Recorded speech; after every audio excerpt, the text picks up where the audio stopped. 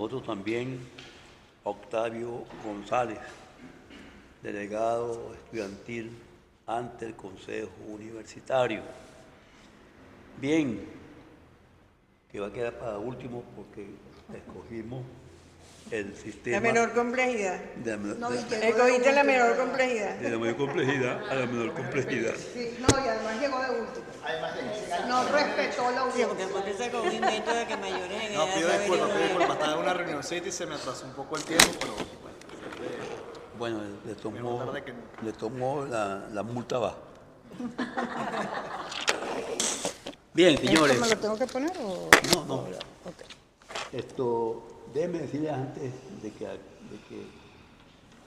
hable Jacqueline Sandoval, déjenme decirles que lo que ha expuesto Blanca Rosa Mármol de León, quiero subrayar para la discusión varias cuestiones. La primera,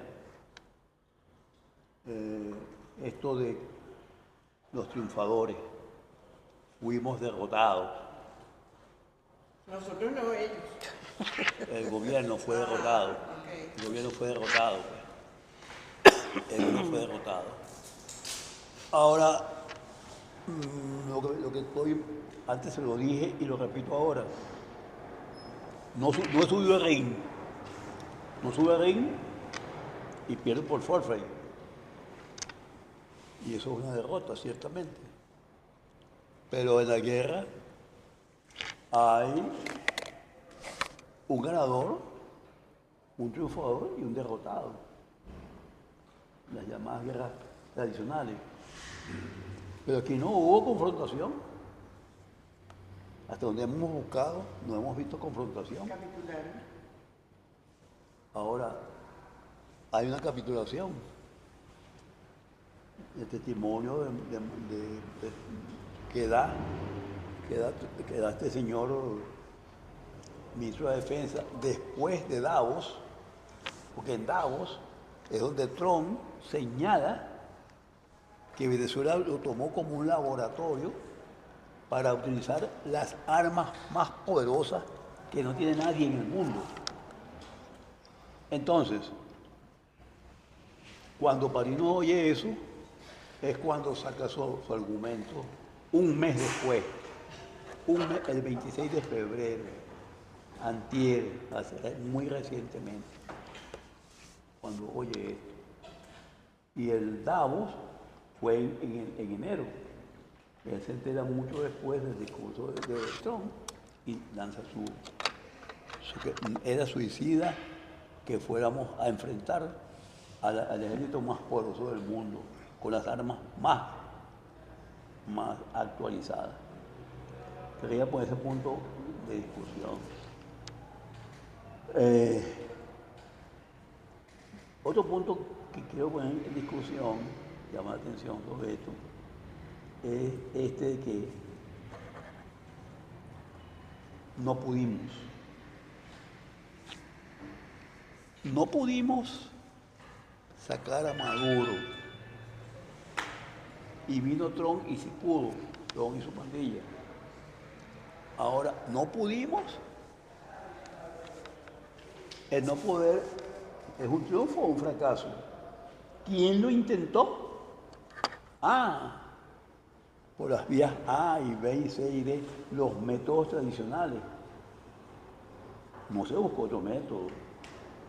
Aquí hemos hablado durante 24 años, 26 años, 30 años, de una propuesta que se llama movimiento de movimiento, y nadie ha dicho que eso no sirve.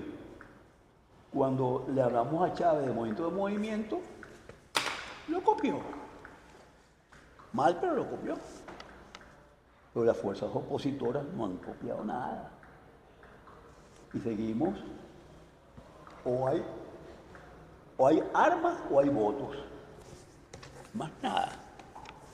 La única forma de lucha, armas o voto. Voto tradicional.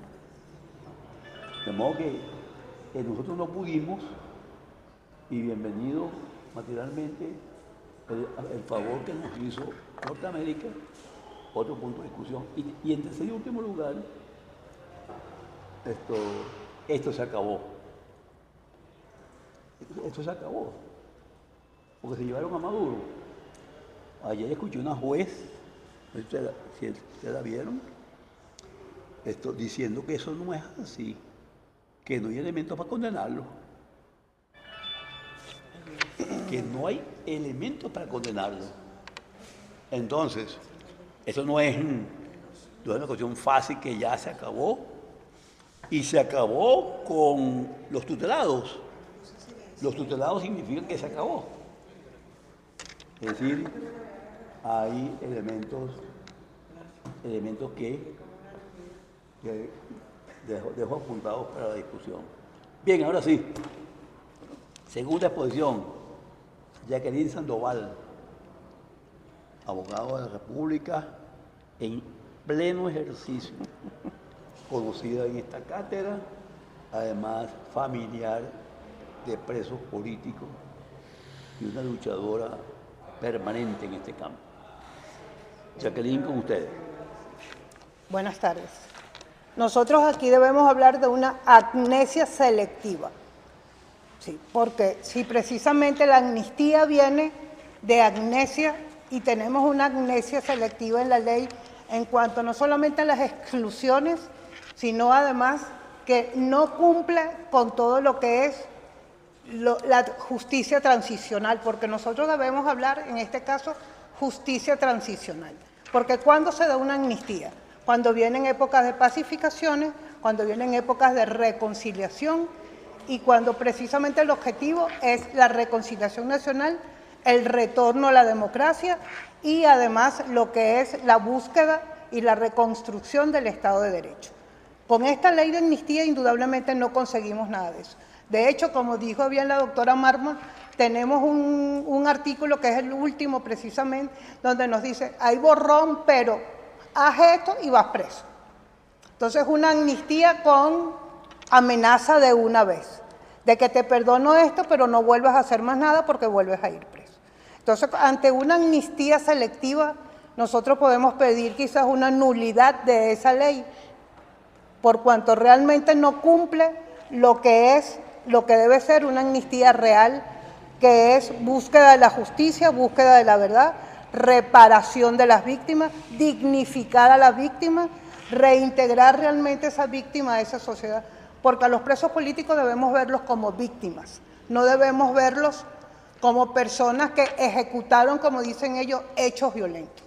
Entonces, ante este tipo de situación, de que tú ves al preso político como víctima, nosotros tenemos que reparar ese tiempo preso. Debemos dignificar la figura de esta persona. Debemos tener comisiones de la verdad que digan cómo es. En esta ley no se dice en ningún momento qué reparación se le va a dar a la víctima, dónde van a estar esas averiguaciones en función de los derechos humanos que le fueron a ellos violados desde el inicio de su captura, desde el inicio incluso de los montajes judiciales, porque nosotros tenemos que ver que yo creo que más del 95% de estos casos son montajes judiciales. Al haber montajes judiciales, entonces ellos son los que deben pedirnos perdón a nosotros por todos estos años. Es decir, ¿quién nos repara a nosotros como víctimas? Digo nosotros porque, bueno, está mi esposo preso, mis cuñados presos, y yo he sido, pues, por supuesto, la defensora de ellos en todos estos años. Entonces tenemos que hablar, ¿quién repara eso? ¿Quién repara las familias que se apartaron? ¿Quién repara? Es que no hay dinero además que repare eso. Y no conforme con eso, entonces excluyen a personas. Excluyen a personas no solamente en programas de televisión, sino que lo excluyen desde el punto de vista de la misma ley.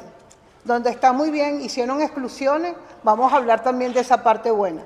Hicieron exclusiones de tipo constitucional al hablar de excluir violaciones graves de derechos humanos, crímenes de guerra, crímenes de corrupción, porque fueron además ellos los que cometieron esos crímenes, fue el mismo gobierno. Pero nosotros cuando hablamos de transición política, tenemos también que advertir, ¿tenemos una transición política en este momento? Podemos hablar de eso. Por eso a lo mejor la mala ejecución de esta ley, porque realmente los mismos que violaron todos esos derechos fueron los mismos que dictaron esta ley. Entonces tú ante una justicia transicional tiene que ser un gobierno distinto, tiene que ser otras autoridades quienes tomen estas decisiones, porque no pueden ser los que se creen afectados los que dicten la norma. Entonces, ante esta eventualidad, indudablemente tenemos una amnesia selectiva, porque ellos eligieron quién podía o quién no podía salir. De hecho, por supuesto, nosotros debemos siempre hablar de la dignificación de la víctima. Y víctimas para nosotros son los presos políticos, no el Estado. No el Estado que violó o ha violado durante 26 años los derechos humanos de todos los venezolanos, no solamente de los 11.000 que dice el presidente de la Asamblea Nacional que se está restableciendo su libertad. Porque no son 11.000, a lo mejor son 11.000 familias que se han visto afectadas. Y muchos más, porque entonces viene la otra situación. ¿Quiénes son presos políticos y a quiénes consideran ellos presos políticos? Porque si bien es cierto que las ONG consideran a algunos presos, otros no, pero también tenemos que el gobierno tiene su propia lista. Entonces, a la hora de dar indultos, como propone la doctora, ¿a quién se los va a dar? Porque ellos, por ejemplo, en el caso de los Guevara, nunca han considerado a los Guevara presos políticos, pero creaste una jurisdicción especialmente para ellos. Iniciaste con eso, ensayaste y pusiste tu jurisdicción antiterrorista, incluso sin existir para esa fecha el delito de terrorismo en Venezuela, porque debemos considerar eso, ¿no? En el 2004, aquí en nuestro Código Penal ni en ninguna ley especial había el delito de terrorismo, pero creaste para una componente política precisamente una jurisdicción para llevar a las personas que tú elegiste juzgar por un delito que a lo mejor no te convenía. Y como me preguntó a mí Arriaza en la reunión que tuvimos, ¿quién mató a Dalino Anderson? Yo le digo, bueno, si ustedes no lo averiguaron en todo este tiempo, yo no se lo puedo decir. Digo, bueno, a lo mejor saquen a Rolando, que era el mejor investigador en homicidio, y en un mes a lo mejor le tiene la respuesta, pero no la tenemos. Entonces, si tú que no me crees preso político, ¿me vas a sacar? No me vas a sacar. Y entonces, como bien dice la doctora Blanca, ¿quiénes son los mismos que van a decidir quién sale? ¿Los que te pusieron preso? ¿Los que dictaron? Entonces, ¿ante quién acudimos en un momento determinado? Nosotros creemos, pues, por supuesto, viciada esta ley, empezando por la exposición de motivos que nunca vimos. Usted nunca se discutió la exposición de motivos y ellos la tenían, pero no se aprobó. Nosotros no sabemos incluso cuál fue el espíritu de la ley que llevó a dictar esa ley, porque nunca se discutió. Entonces, unos artículos que además se inventaron después, nunca se habló, por ejemplo, de todo lo que son las rebeliones. Nosotros tendríamos que decir, ¿qué es más delito político que la rebelión? Y precisamente tú excluiste todo tipo de rebeliones. Entonces, tú al excluir todo tipo de rebeliones, ¿qué me estás diciendo? No es un delito político, porque tú te afianzaste en hechos violentos que te afectaron a ti o afectaron a la sociedad. Pues entonces tenemos también que ver eso, a quién afectamos realmente. Y reconocer además quién es o no tu adversario en un momento determinado. Porque es muy fácil decir, tú no eres preso político, cuando ni siquiera hay una definición única de qué es un delito político. Entonces nosotros debemos pensar sencillamente en pedir a lo mejor la nulidad de esta ley por no contar con lo que es precisamente la parte de lo que justifica una justicia transicional. Y preguntar además quién es realmente ahorita el gobierno. Realmente el gobierno, tenemos un gobierno interinato por parte de Estados Unidos, tenemos un gobierno encargado o tenemos un presidente depuesto y preso, o a quién es en este momento nuestras autoridades, ante quién acudimos en un momento determinado. Pero la verdad es que es una ley que si buscaba reconciliación no lo obtuvo, porque ahorita hay más disgusto y más conversaciones que tú dices, ¿a quién trajo beneficio? Bueno, gracias a Dios a muchas personas que la estaban pasando muy bien y han salido. Pero además volvemos a ver presos de primera y presos de segunda y presos de quinta, ¿no? Nosotros vimos, por ejemplo, me alegro mucho, por supuesto, por Guanipa, que todavía la ley no había salido en Gaceta y ya tenía libertad plena y ya le habían quitado el grillete. Pero tenemos entonces otros presos que tienen incluso, en el caso, por ejemplo, de los Guevara, que tienen una sentencia condenatoria del Estado y exigiendo además la Corte Interamericana de Derechos Humanos la libertad inmediata de los mismos y todavía el Estado se niega a cumplirla. Entonces tú dices, ¿qué pasa con los demás presos? Sencillo y llanamente nos contestamos con, ay, qué bueno salieron, qué alegría que salieron 400, 500, 600 presos. Pero todavía tenemos 300 y 400 más adentro y no sabemos incluso cuál va a ser el destino de ellos. Porque entonces tenemos una comisión, según el artículo 15, que puede revisar otros casos. Según el artículo 15 podemos revisar otros casos. Ok, ¿cuál va a ser la revisión y en qué sentido entonces se pueden acoger? Porque es muy fácil decir, vamos a revisar. Si no lo revisaron en todo este tiempo, no debió haber a lo mejor sido tan rápido, sino realmente existir comisiones de la verdad, donde se diga qué pasó, dar una explicación y dignificar a nuestros presos. Señalar cuáles fueron las violaciones, señalar en qué falló el gobierno y por qué tú estás entonces dictando una ley de amnistía. Debemos siempre preguntarnos eso. ¿Existió realmente justicia transicional?